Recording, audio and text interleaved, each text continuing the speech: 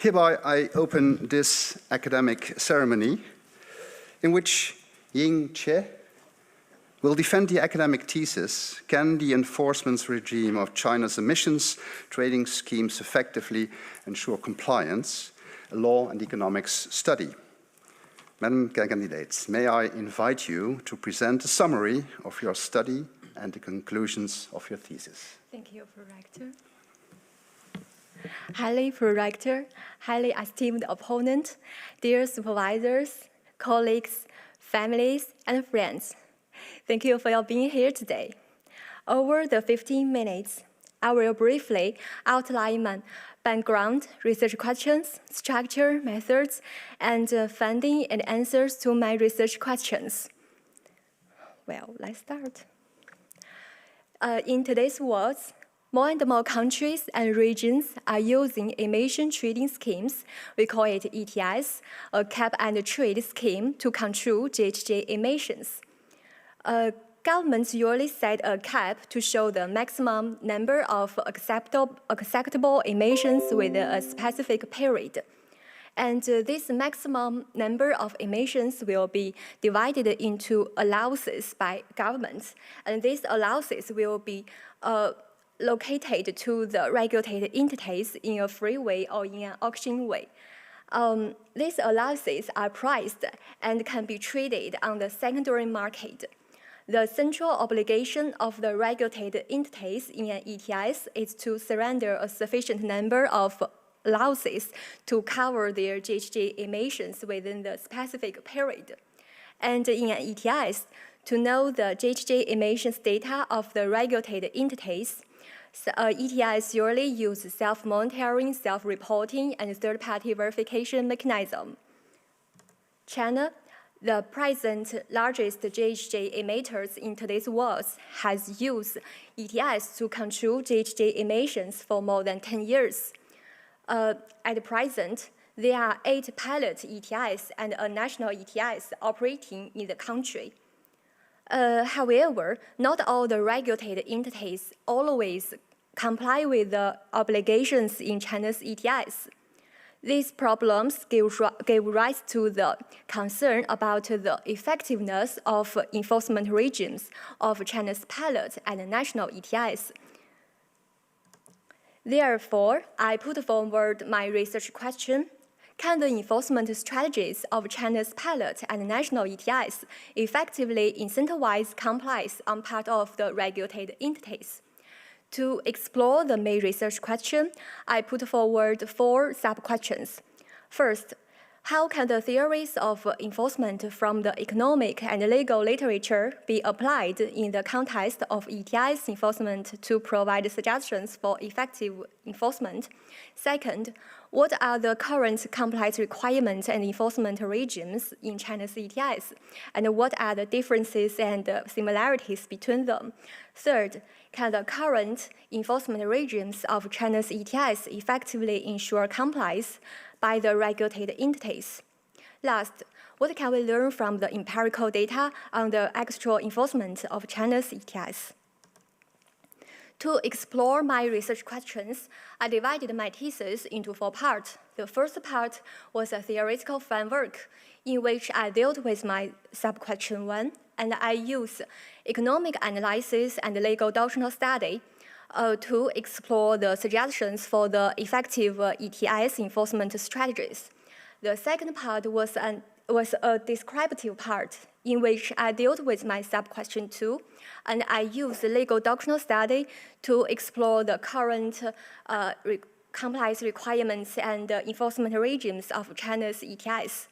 And the third part was an assessment part in which I deal with my sub-question 3, and I use economic analysis and legal doctrinal study to assess the effectiveness of China's ETS enforcement strategies. The last part was an empirical part in which I dealt with my sub-question 4, and I used qualitative research and quantitative research methods to assess the actual enforcement of China's national ETS in its first compliance period. Regarding my findings and answers to the research questions, first, I find that there is no one single optimal model for the ETS enforcement. This is because there are several factors that can impact the effectiveness of ETS enforcement regimes, such as the information problem and the possibility that the directors and the officers of regulated entities may discount the cost of being punished. And another factor is the marginal deterrent effect. After that, by applying the literature on enforcement to an ETS context, I put forward 5 design elements that can be considered when we design an effective ETS strategy. First, I argue that public enforcement should play a major role while the private enforcement play a complementary role. Second, administrative enforcement should play a major role while the criminal enforcement should play a supplementary role. Third, third-party verification should be used to check the accuracy and truthfulness of the emissions data reported by the regulated entities.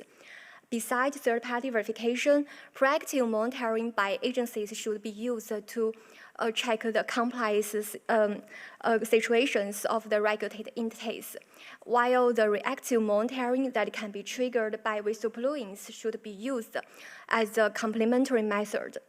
Regarding the specific design of the proactive monitoring, I argue that smart monitoring should be used to deal with the regulated entities with a high risk of non-compliance, while the random monitoring should be used to check the regulated entities with a low risk of non-compliance.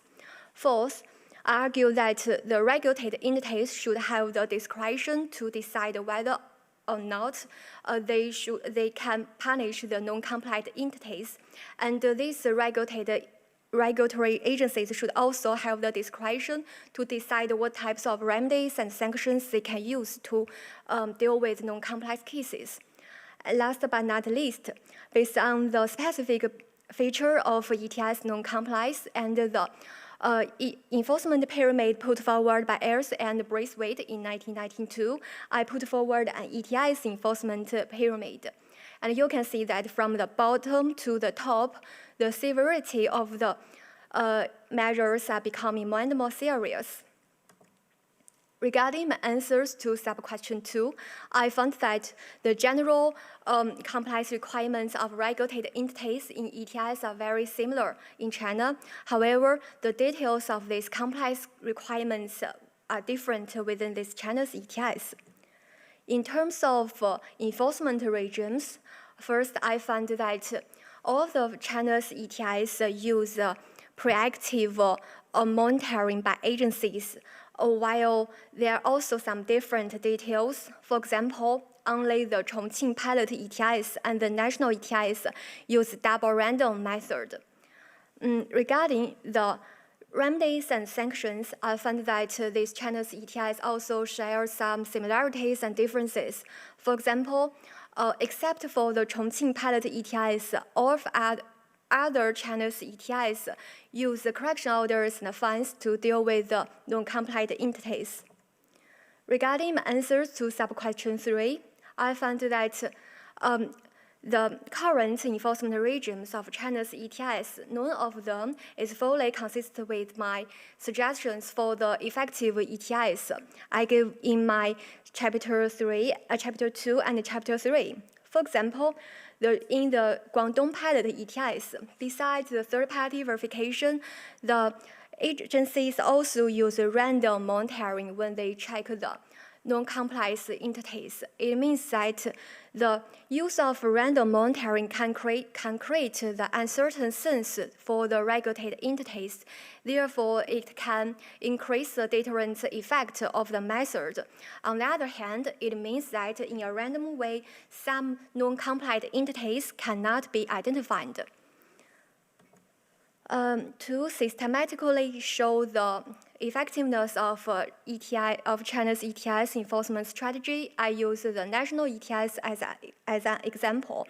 For example, you can see that the China's national ETS use third-party verification. However, The third-party verifiers in China's national ETIs was designated and paid by regulatory agencies themselves instead of regulated entities.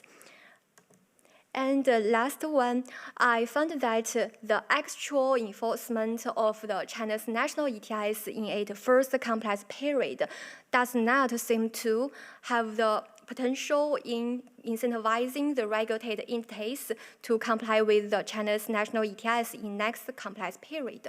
For example, you can see that in the first complex period, the regulatory agencies use blanket monitoring. It means that, in theory, all the regulated entities will be monitored in the first complex period. However, given the limited regulatory resources of agencies, it is not possible to conduct a perfect monitoring.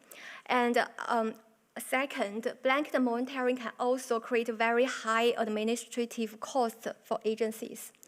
To conclude, I argue that according to the suggestions for effective ETIs enforcement developed in the literature, the desired enforcement strategies of China's pilot ETIs and the desired and actual enforcement of the national ETIs do not always appear to be effective in incentivizing the regulated entities to comply with the ETIs regulation and to improve the effectiveness of China's ETIs enforcement strategies. Policymakers can learn from the suggestions I provided in my Chapter 2 and Chapter 3. Yeah, thank you for your listening. Now I look forward to your questions. Thank you. Thank you so much for your presentation. The opposition will be opened by Professor Eli Antonio. Yes. Professor Eli Antonio is Professor of European and Comparative Administrative Law and Procedure, and she chaired the assessment committee. Professor Antonio, the floor is yours. Thank you very much. Dear candidate, first of all, congratulations for having written a most interesting thesis on a topic which, in light of the current climate emergency, could not be more topical. I was particularly impressed by the rigor of your methodology and the empirical investigation, as well as the application of the theories to your data. Mm-hmm. The question I have for you today concerns the aspect of discretion, which you have mentioned in your presentation today, and the extent of discretionary powers in the enforcement of the ETS system.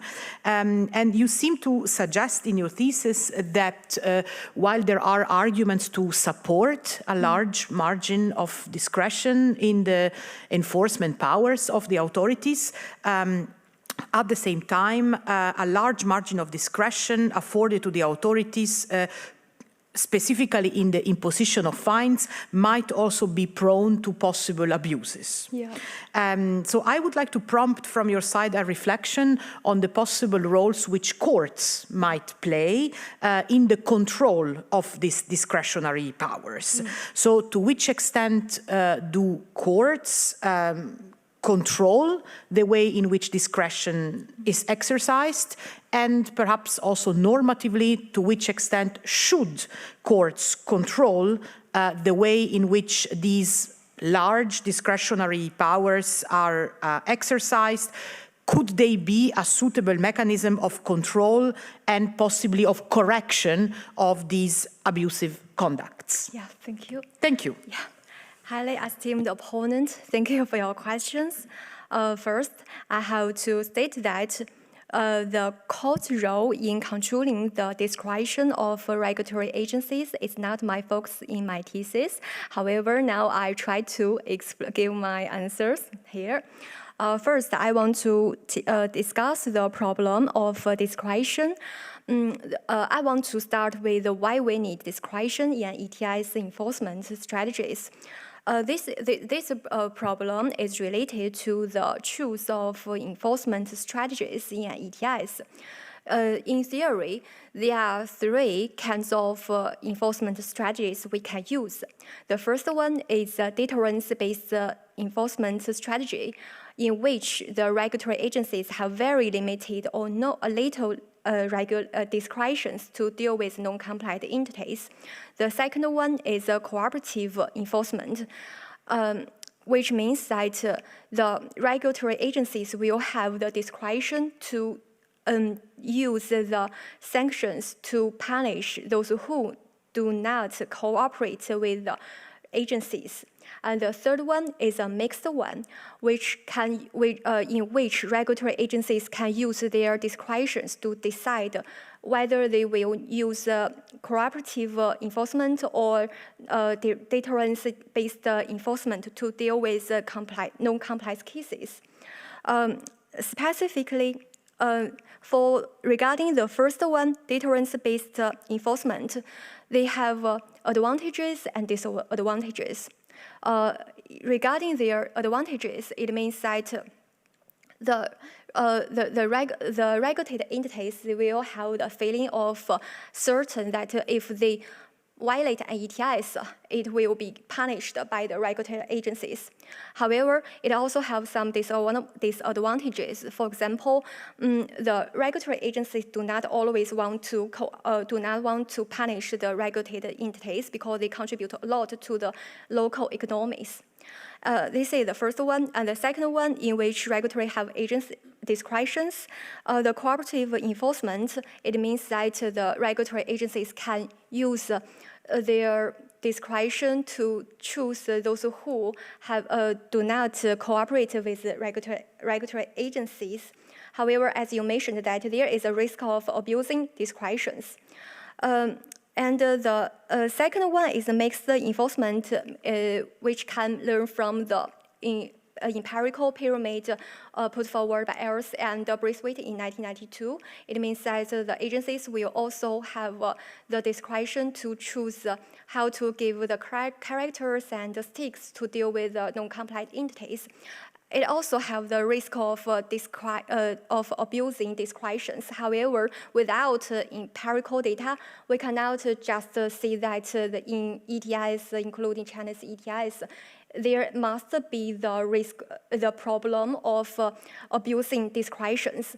However, in principle, there is still some risks of describing discretions. So this problem gives rise to our focus on the court's role that can play an ETS context.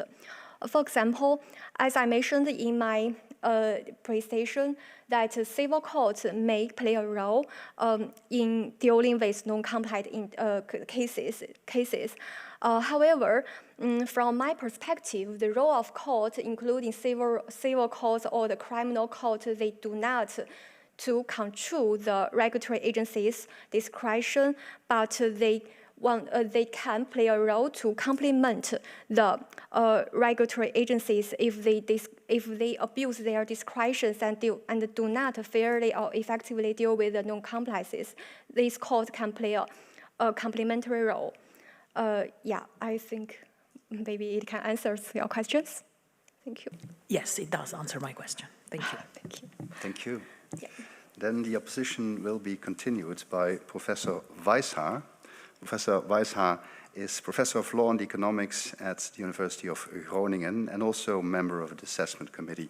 Welcome to Maastricht again. Thank you very much. Dear Madam Candidate, I have read your manuscript with great interest and would like to congratulate you with your great achievement. You have dared to venture into a stubborn issue of climate change law, looking at enforcement and compliance. You dare to go where few scholars before you have dared to go, and you do this from a law and economics perspective, demonstrating admirably your command over the literature. But I'm of course not here to praise you, but to ask you a question. Yeah. When examining third-party verification, you cite Barnett, who argues that such verifiers would be unlikely to conduct poor quality or fraudulent verification services because they could damage the reputation among agencies that would receive those reports. In your analysis, you point out that Barnett's reputation-building hypothesis is somewhat inapt and criticized by economic literature that points to verification agencies strategically withholding information to get some side payments. Mm-hmm. So that seems to be a smaller type of violation of the efficacy of the system. You then continue to point towards employees of third-party verifiers that need to be closely monitored to ensure that they're well-behaved and reliable. Yes. You, of course, conducted your analysis for the ETS verifiers. Yet we know about other business models being applied in the offset market. For example, the German environmental authorities, the Umweltbundesamt, approved dozens of climate projects in China that allowed firms to receive carbon credits, offsets. An investigation found that many projects were simply fake. They did not at all exist. Installations were artificially created on paper. So that type of scam, championed by just 2 companies, was worth 2 billion euros. It appears that such schemes can thus exist, give rise to new business models. So my question boils down to the following. Do you think that such type of business models of verifiers are relevant also in ETS compliance and verification processes? Or do you stand by Barnett's hypothesis that they are quite unlikely? I'm looking forward to your answer. Highly esteemed opponent, thank you for your questions about the use of third-party verifications in ETS context, and thank you for your examples about in German law context. I want to try to answer your questions as follows. First, I will start with the reason why we use third-party verifiers in an ETS context. It is related to the function of ETS, verifiers in an ETS. Actually, the third-party verifiers, we can also call them the private bodies, do not only play a role in an ETS context, but also can play a role in such as environmental regulations and other areas. The function of third-party verifiers is to play a role of a gatekeeper. It means that they will check the emissions data in an ETS context, the emission data reported by the regulated entities. If they found their the emission data reported by the regulated entities is correct and true, the gatekeepers will approve their emissions reports. This is the typical feature of third-party verifiers, and there's also some general advantages of use of private body or verifiers in an ETS or other regulatory fields. For example, the third-party verification can provide expertise in terms of conducting verification activities. And second, it can, if the regulatory agencies require the regulated entities to designate and pay the third-party verifiers, it can save the administrative cost of agencies in conducting verification activities. The last general advantage is that the use of third-party verifiers can help the government to avoid creating the new prevalence in the ETS context. This is a positive perspective. And on the other hand, there's also some risks which is not appeared in the ETS context. For example, if the regulated entities are the subject who designate and pay the third-party verifiers, they will have the motivation to please their clients and to contract more consumers to designate their service. As a result, the independence of the third-party verifiers can be concerned. For example, they may approve the underreported emissions reports or other reports in other areas, and It means that they will collude with the regulated entities, and as a result, the independent issue will impact the quality that can provided by third-party verifiers. This is the first problem. And the second one is the relationship between the third-party verifiers and their consumers, including the regulatory agencies and the regulated entities. Between the two parties, between the two kind of parties, there will be a relationship of principal-agent relationship. It means that the qualities of third-party verifications, their principals, including regulatory agencies and regulatory entities, they will have no idea about the quality of the service. It means that in theory, it means there is an information asymmetry between the two parties. So in this situation, they will give rise to the concern about the typical principal-agent problems, such as the adverse selection and the moral hazard. These problems does not only can accept in an ETS context, it can also other contexts such as test context, and so it means that the theories I put forward in my thesis about use of third parties can also be adapted to other areas, which can be changed based on their specific period of others regulatory areas. Yeah, that's all. Thank you. Thank you very much. Thank you. Thank you indeed. The opposition will be continued by Professor Zhang. Professor Zhang is a professor of environmental law at China University of Finance and Economics, and also a member of the assessment committee. Professor Zhang, the floor is yours. Thank you very much. Dear, congratulations on your in-depth research regarding the enforcement of China ETS, especially when you the theoretic framework of law and the real operation of ETS in China. I'd like to raise one question. In your station, it seems that you are not satisfied with the regime that was used in the monitoring. You suggest risk-based targeted supervision should be adopted in order to facilitate the improvement of ETS regime enforcement.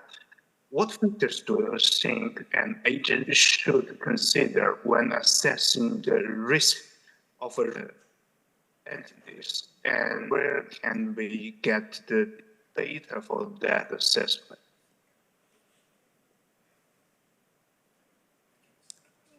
I don't listen to it very clearly. Professor Zhang, could you please turn off the camera and summarize your question briefly, please? The candidate didn't understand it very well. The connection is not... Yes.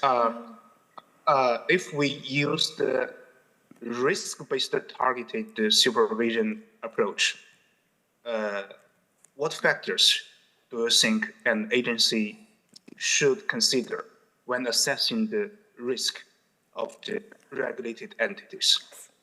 Yeah, thank you very much indeed. And where can... Yes, thank you. Esteemed opponent, thank you for your questions about risk-based monitoring. It's correct? Yeah, okay. Yes, let's discuss about the monitoring strategies. I want to start from a general discussion about different monitoring strategies that can be used, that may be used in an ETS context. The first one is, as I mentioned in my presentation, which was used in the practice enforcement of the China's national ETS, which is a blanket monitoring. It means that, in theory, the regulated entities in an ETS all of them will be the subject of monitoring. In theory, at first glance, it can be found that it seems a perfect monetary strategies because everyone will be monitored by agencies. However, as I mentioned earlier, that there may be some collusion between the regulated entities and the agencies, and there are also some risks of disputing the discretions. It means that the blanket monitoring cannot achieve perfect or fully monitoring. And another disadvantage is that it will cost the very high administrative cost. This is the reason why we, in theory, don't want to use blanket monitoring in an ETS context. And the second one is random monitoring, which was used in terms of China's context, which is used in the Chongqing pilot ETS. As I mentioned earlier in my presentation, that the blanket monitoring can create the sense of uncertainty to the regulated entities. It means that it is uncertain whether a regulated entities will be checked or not. So given the risks, some regulated entities will have the sense of uncertain and be deterred from violating ETS regulation. On the other hand, the random monitoring means that not all the regulated entities or those who have high risks will be monitored. It means that those who have really have non-compliance behaviors will not be monitored in the random monitoring strategy.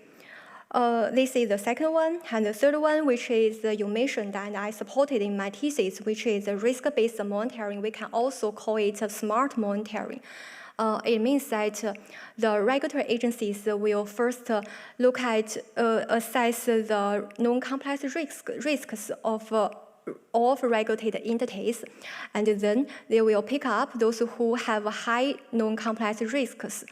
The method to identify those who have high risks can check the non-compliance or compliance records of regulated entities. And the second method is to conduct ex-ante assessment of non-compliance risks of regulated entities. And the third one is a mixed one to use to rely on the non-compliance records and ex-ante as a risk assessment. However, the risk-based monitoring strategy is also not perfect. For example, it have the following shortcomings. The first one is that the risk that we call it in a smart monitoring or risk-based monitoring is not it's a real risk, which is a result of the agencies or inspectors to calculate. So it means that it does not mean a really objective target. And the second disadvantage is that in the smart or risk-based monitoring, the regulated entities who have low risks will be neglected by the agencies. So, although the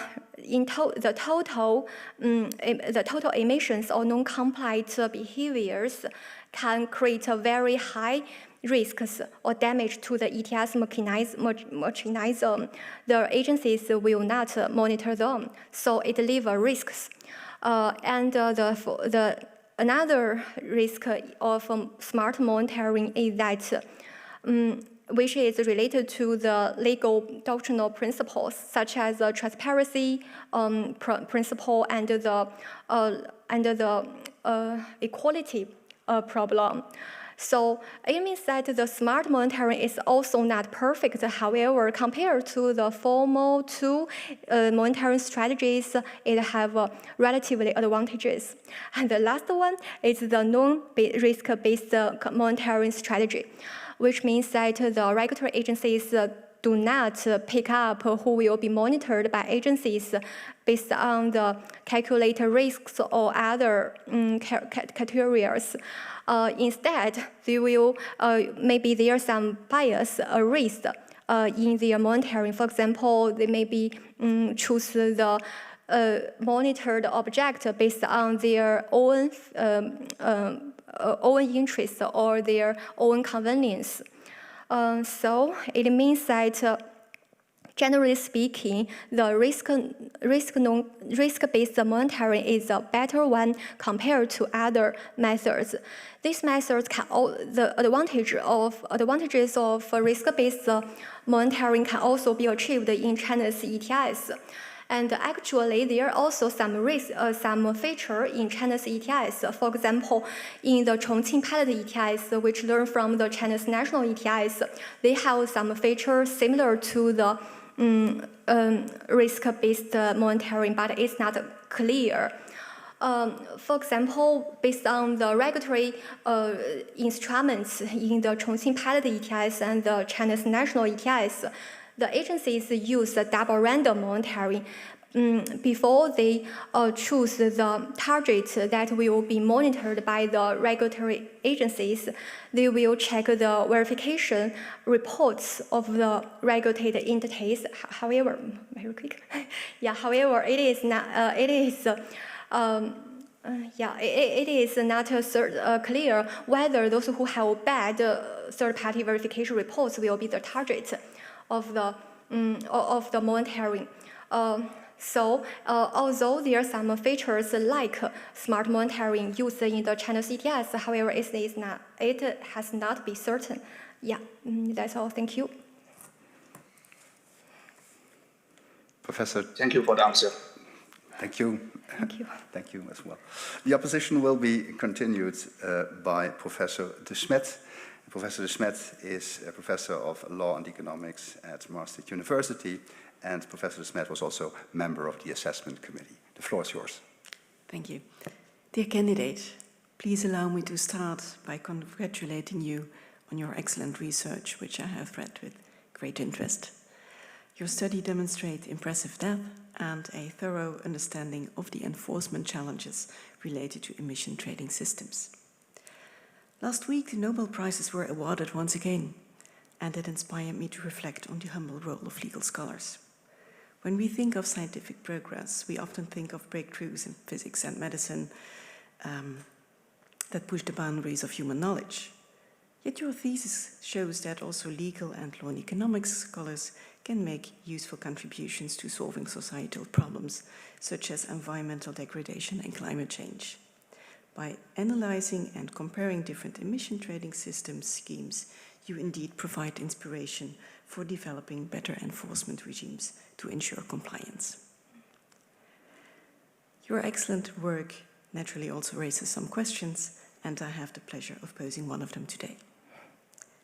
I was particularly interested in your discussion of the cooperative versus deterrence-based enforcement strategies. You convincingly showed that cooperative enforcement can be valuable in achieving compliance and building trust. At the same time, you point out its limitations, such as the risk of regulatory capture and the difficulty of shifting from cooperation to sanctions once a close relationship has been established between the regulator and the regulated entity. Yet in an important and comparative study, James Lofton attributed differences between the United States and the United Kingdom in their enforcement styles to underlying cultural and social attitudes. He argued that strong business resistance to environmental regulation in the US made the deterrence-based model more effective, whereas in the UK a cooperative approach could succeed. Against that background, I would like to pose the following question. How might cultural and social norms in China support the effectiveness of a cooperative enforcement strategy within the framework of emission trading? Thank you. Esteemed opponent, thank you for your questions and thank you for your interest about the cooperative enforcement. And thank you for your examples from the European Union and the European Kingdom and the US. This is a very interesting topic. Maybe I can have opportunities to explore the potential to establishing or assessing their cooperative enforcement in that fields.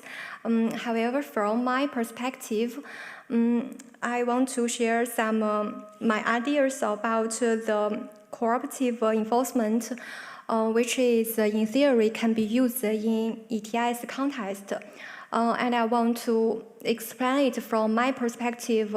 For example, my thesis is focused on China's ETS, so I want to briefly analyze some cooperative enforcement features appeared in China's ETS enforcement strategies. So let's start. Yeah.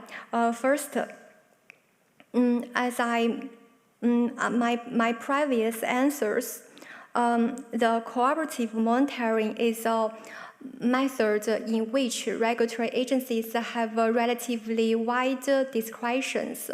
However, it should be noticed that the regulated entities in cooperative enforcement do not always cooperate with the regulated entities. It means that if there is some evidence showing that the regulated entities violate an ETS in a very serious manner. For example, there is entities A, it failed to surrender a large number of allowances for compliance. It means that the non-compliance of the regulated entities will cause very heavy damage to the ETS mechanism itself, and also will cause the social interest of controlling greenhouse gas emissions. So in that case, it is not suitable to use the cooperative enforcement strategies. In this way, we can just start from the deterrence-based enforcement strategy.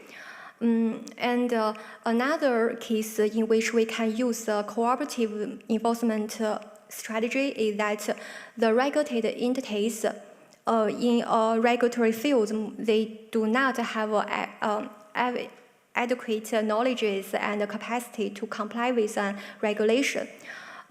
In that way, we can call it unfortunate entities.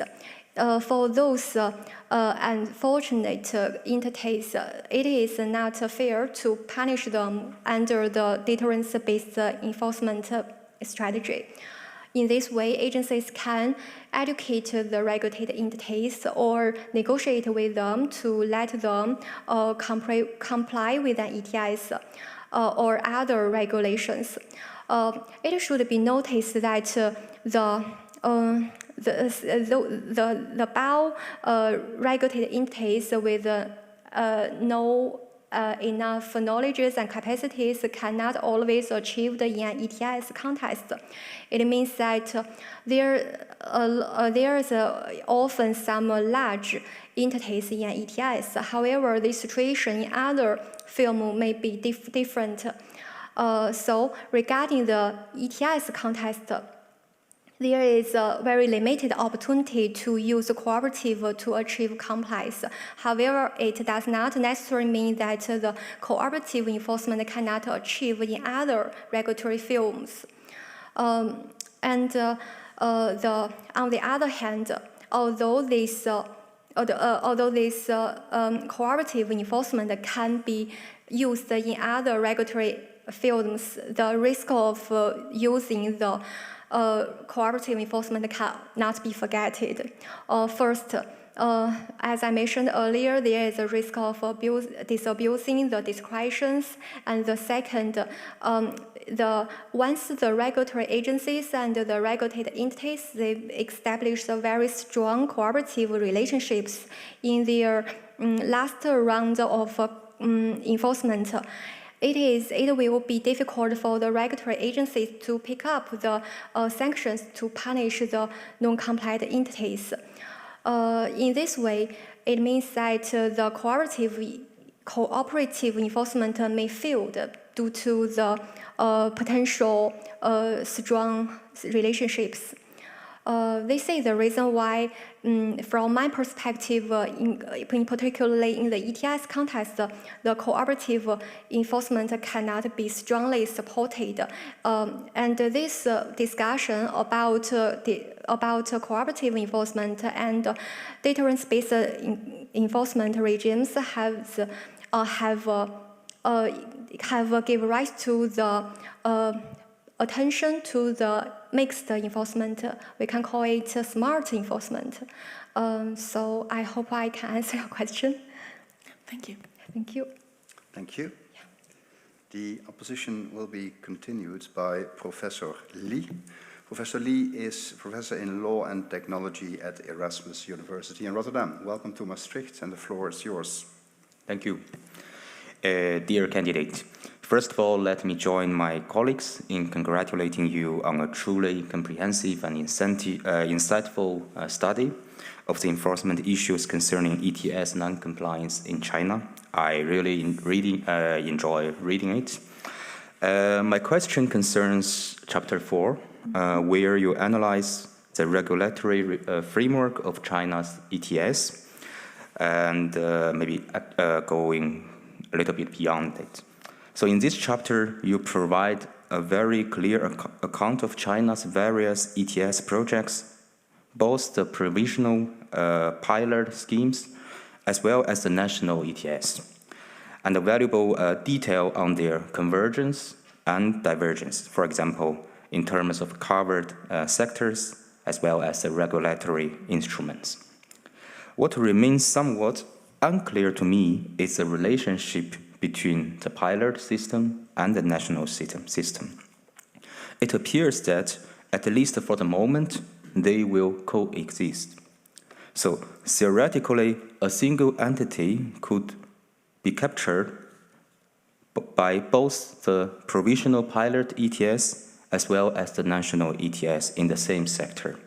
So my questions are twofold. So, first of all, to clarify the matter of fact, whether a regulated entity is allowed to choose which ETS it participates in, or it is mandated to comply with one of them. Secondly, based on the first question, and this is a normative question, which governance model is likely to be more cost-benefit and efficient? Will it be a decentralized system based on the regional pilot projects, or a centralized framework built on the national or sectoral ETS? Thank you, esteemed opponent. Thank you for your two very interesting questions about China's ETS regulatory framework. Let's start with the first one. Yes, it is very interesting point. Is when we talk about the China's ETS, there are 8 pilot ETS, 1 national ETS. Some readers will consider whether they will have a double pressure to participate in all the regulated in all the pilot and national ETS. For example, Beijing have the Beijing pilot ETS, and there's also some regulated entities are covered by the national ETS in Beijing. It indeed a challenge which was argued by Chinese scholars in the past. However, this issue was clarified by the 2024 ETS regulations, which was issued by the State Council in the early of 2024. It is very clear that it means that if the regulated entities has been covered by the national ETS, it will not be regulated by the pilot ETS. And the regulated entities, they do not have the right to choose which one they can participate. It means that they are mandatory to be covered by the national ETS once the national ETS covered them. And generally speaking, the national ETS just start from the power generation sectors, which has a very huge GHG emissions. And however, as China's national ETS entered the fourth complex period, it has been extended to other 3 sectors. However, in terms of China's pilot ETS, there's lots of sectors can cover the regulated entities. For example, just back to the Beijing pilot ETS, such as some universities and hotels and restaurants are also covered by the Beijing pilot ETS.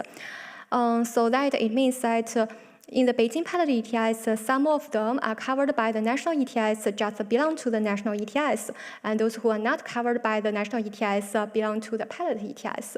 This is my answer to your first question. And the second one, yes, the second one is a normative question, which means that which China's ETS is more effective? Yeah. Would be decentralized model or the centralized model? So which one do you think is more cost-effective and efficient? Yeah, thank you. I just want to see from a perspective, from an empirical perspective, it can be found there is a trend that the China is trying to use national ETS to cover the regulated entities they want to control their GHG emissions.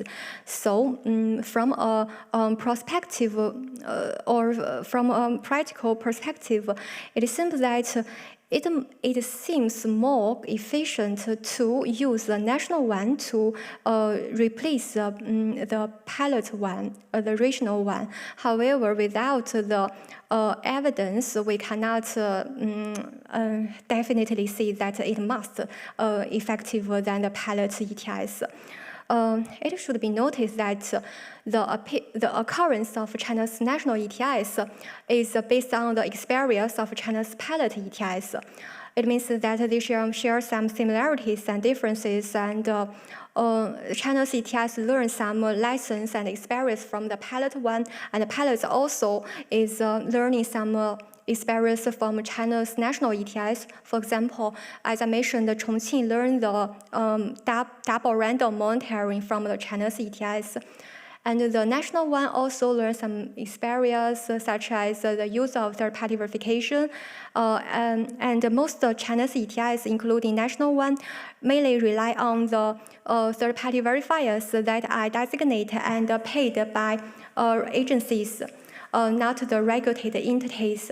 The only different case is the Beijing pilot ETS, in which regulated entities designate and pay the third-party verifiers. It means that the national ETS learns some lessons from the operating of pilot ETS. The reason why the national ETS does not learn the Beijing experience may be the concern about the independence issue. However, just focus the example, it also have some shortcomings arising in the national ETS when the agencies designate and pay third-party verifiers. For example, it will not save the administrative costs in using third-party verification mechanism, because the agencies, they pay money for the verifiers. Yes, I hope it can answer your questions. Thank you so much indeed. Thank you. The position will be continued by Professor Coppens. Professor Coppens is Professor of International Economic Law at our university. Professor Coppens, the floor is yours. Thank you. In the interest of time, I will keep some of the niceties about your book for the reception afterwards, because I can talk at length about the rigorous work that you've put forward, so congratulations. I think you'll have to make sure that you send the copies not only to the Chinese authorities, because they can learn a lot from it in terms of enforcement, but definitely also to Brussels and the European Commission, which will have a key interest in how ETS is working in China, also to implement their CBAM, as you may know. And so with CBAM, and the question that I want to ask is about the interplay between CBAM on the one hand and the ETS in China on the other hand. Of course, as you know, with CBAM, what essentially the EU does is impose emission pricing on emissions happening in third countries, like in China.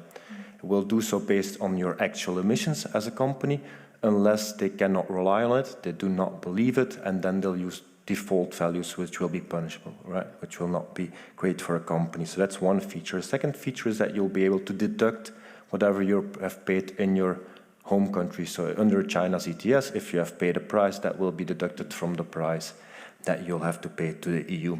So my question wants to focus on the interplay in both directions. The first element of my question is the impact of CBAM on the Chinese ETS. Do you believe that CBAM will make enforcement, will have an impact on the enforcement of China's ETS, both from the perspective of a company, but also from a perspective of an authority? In other words, will it help them in better enforce China's ETS?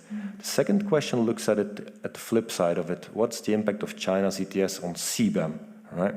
So the EU advisors that will have read your book, will they have the trust to indeed accept actual emission data put forward by Chinese companies? And will they be able to, and will they feel comfortable to deduct the price that companies have paid in a third country? So with your book, will they have the comfort to do so? Thank you. Thank you. Thank you, highly esteemed opponent. I plan to answer your two questions in one answer, if you allowed me. Yeah, okay, thank you. Because your questions about the CBAM, which is related to the relationship between the EU ETS and the China's ETS, if I understand correctly. Although the CBAM is not my topic of my thesis, however, I want to say maybe the problem of CBAM is another very related problem is the linking between the EU ETS and the China's ETS. However, as I mentioned that in my chapter 2 and chapter 3, when I establish my theoretical framework for an effective ETS enforcement, I do not consider about the features of the EU ETS, China's ETS. I also consider some features of the EU ETS and the California ETS.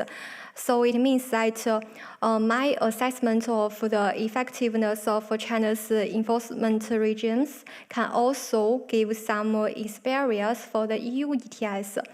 And the EU ETS can also learn some lessons and experience from a theoretical framework.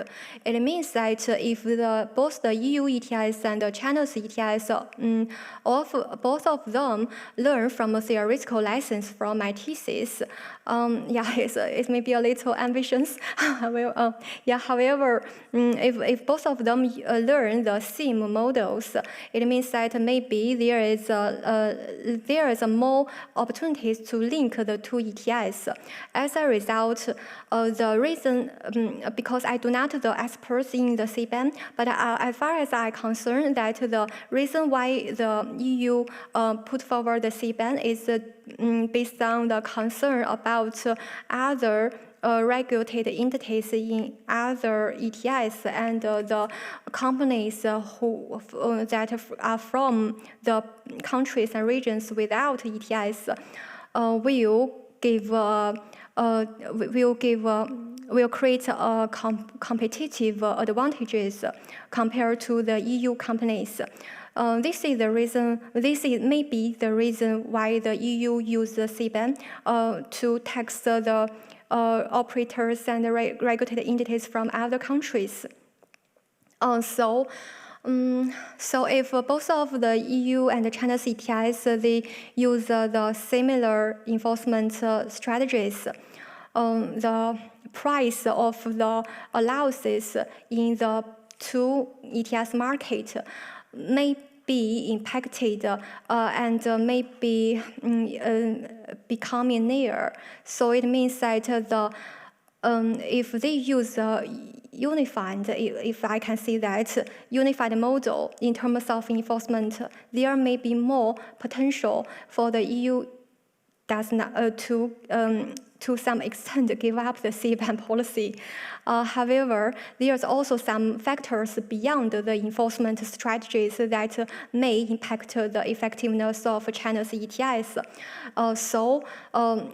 give the others potential factors potential effective. Although the enforcement of both the EU ETS and China's ETS, they align with each other, there may be some potential that CBAM can still have a role in the future of regulating GHG emissions. Yeah, thank you. I hope it can answer your question. Thank you so much. Thank you. Excuse me, thank you so much. The opposition will be continued by Professor Weishaar. In my second question, I would like to touch upon an element that is closely related to the verification process that you examine, namely environmental effectiveness. From a law and economics literature perspective, we know that clear incentive structures can induce compliance, hence environmental effectiveness. The Chinese ETS has for long had an element of ex post adjustments where covered entities did not know the actual compliance obligations until after the trading year. Could you elaborate how this is currently under the sectorial extensions? How does this work? Thank you for your question, highly opponent. May I have more explanation of your questions? Yes, of course. Yeah. Basically, when there are different types of emission trading systems, and to a large degree, the Chinese system was based on intensity trading, intensity looking here at growth in GDP. So basically, for determining the obligations for commitment, you had an ex post adjustment depending on the productivity measured in GDP. To determine the actual obligations of companies. And I wonder how this works now that we extend to other sectors beyond just the energy sector, because if you don't know the target, it might be more complex in measuring the environmental effectiveness. Okay, thank you, highly esteemed opponent. Thank you for your questions. Please allow me to briefly discuss the potential influence of other factors that can impact the effectiveness of an ETS, such as the cap, which, for example, in China's ETS, the cap is not an absolute cap, which can be changed based on the China's GDP. It means that, in theory, the China's ETS cap does not like the EU one and the theoretical one, which means, in theory, the reason why we use the ETS to control GHG emissions, it means that it will set a fixed limit to control. Yeah.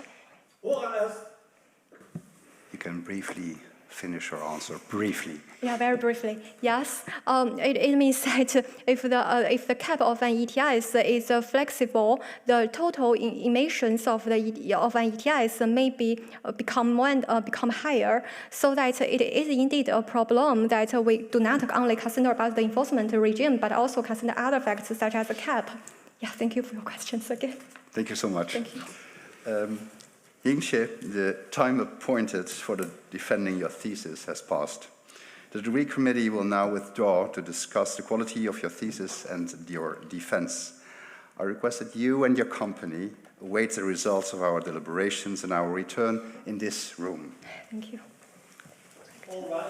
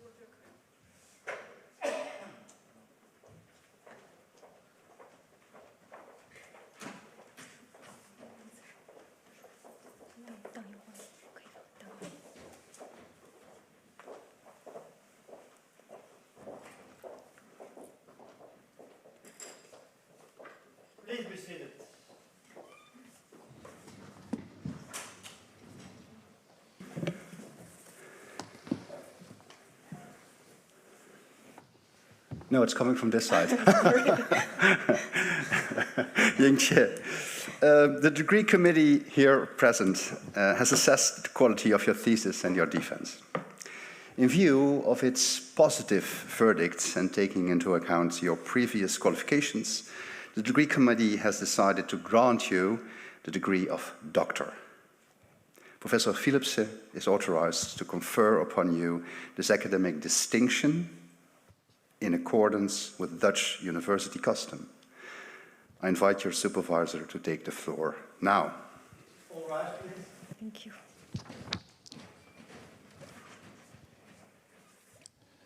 Do you promise to work in accordance with the principles of scientific integrity at all times, to be careful and honest, transparent, independent, and responsible? Yes, I promise. By the authority vested in us by law and in conformity with the decision of the committee here present, I hereby confer upon you, Ying Xie, the degree of doctor and grant you all rights attached by custom and law. As evidence of this, I now present you with the degree certificate signed by the rector, the secretary, and the other members of the committee, and affixed with the official seal of the university. Thank you.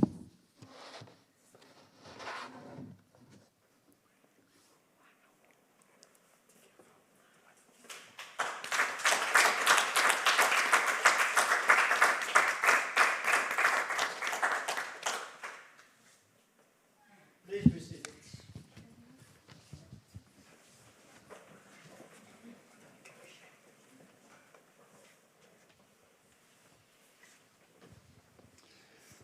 Dr. Xie, dear Ying, I am truly honored and pleased to be able to call you Dr. Xie.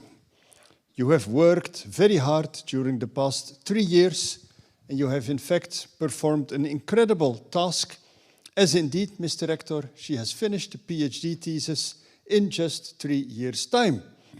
You came to us more or less in the middle of the year with a very good record. You have done your bachelor in the mysterious Shandong province in China. And in addition, you had a Master's of Law from the University of Macau, explaining your excellent command of the English language. Now, in the beginning, things were not easy for you. First of all, finding housing in the neighborhood of Maastricht was a bit of a hell, as a result of which you were first staying in remote, even stranger places like Eindhoven and so, and only after a while you could locate to the more decent city of Maastricht. Also, as you make clear in your words of thanks in the book, the three of us, Niels, you and I, had to get used to each other.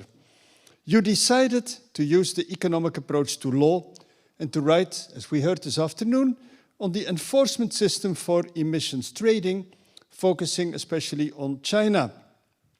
I do remember that in the beginning, you tried to impress us, to overwhelm us with pages filled with information, without any focus. Niels and I totally panicked and got hopeless. We told you, dear Dr. Xie, it is a PhD you need to write. It's not a printing shop. We had to remind you regularly. It resulted in many meetings during the first year, where we try to provide you feedback as kind as possible, as kind and soft as we could be. But unfortunately, the box of tissues was necessary after almost every meeting.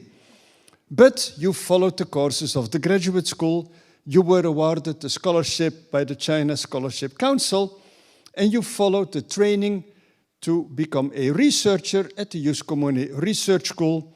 And then I think that after all those trainings, you slowly started to like the research, probably after 1 year. And then you started yourself to participating in conferences and presenting your own work. Yes, after that year, Niels and I noticed a remarkable change. The chapters got better, more focused, better and better. Better English and more relevant. The box with tissues was no longer needed and disappeared. Even better, you asked us if we would object, if you would publish particular papers separately from your thesis. Of course, we strongly encouraged that.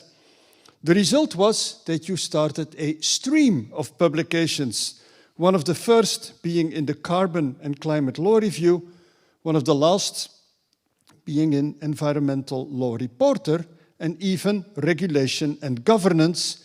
Even some professors can only dream of publishing in that journals, really top journals in which you are publishing now. You already have now 5 published pieces, and you have 5 more papers under review, showing that really you are a very active, true academic. Niels and I were very happy with the way in which you approached the topic in the final version of your thesis. We think that you did a lot of original work. You applied the economic approach to strategies for effective enforcement for greenhouse gas emission. Also, you examined the complicated regulatory framework in China, as we heard this afternoon, and also practical enforcement, thus engaging in empirical work. We think that you are probably the first scholar to have published on the actual enforcement of China's national emission trading scheme during the first compliance period. That already is an achievement and also shows the policy and practical relevance of your work. Your thesis, therefore, is not only academically very original and of high level, because you develop a new model for the enforcement of greenhouse gas emission trading schemes, also relevant outside of China. Obviously, it has a lot of practical value as well. You clearly show that in China there were quite a few cases of non-compliance in emission trading, and of course we can be pretty sure that that may be the case in many other countries as well. We could hear this afternoon that you did not only write an excellent dissertation, you also have scholarly abilities to defend your work in public, as you did brilliantly this afternoon. For Niels and me, it has really been a pleasure to see you grow and change. The Xie Ying that came in 3 years ago is a totally different lady than Dr. Xie that we see this afternoon. You grew in the 3 years into becoming a truly independent academic researcher. Niels and I enjoyed the pleasure of working with you on joint papers, and of course we do hope that we can still work with you in the future. For now, we congratulate you once more with an excellent achievement, with that many publications and a great PhD. You truly show to be an academic, a scholar. So we have no doubt that you will be appointed in a position that will also fit well with your achievements. We very much hope that you stay in touch with us. We wish you and your family lots of luck in your private life. And of course, we wish you lots of luck, undoubtedly, in your future academic life.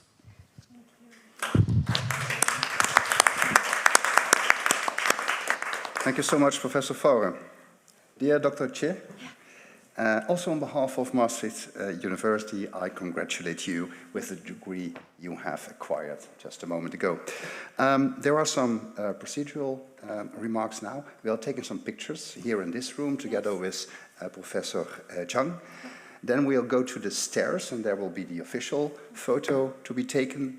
And then there will be a reception and refectory for which you all are invited warm-heartedly.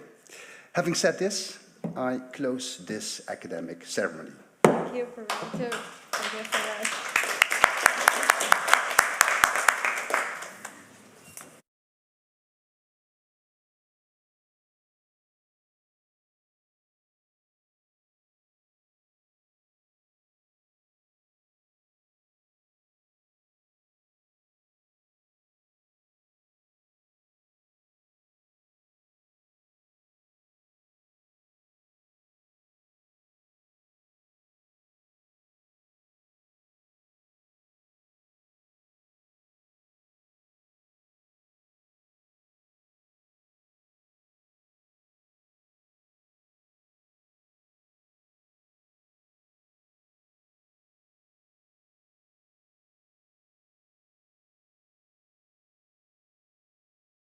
gewoon aansluiten bij, ja.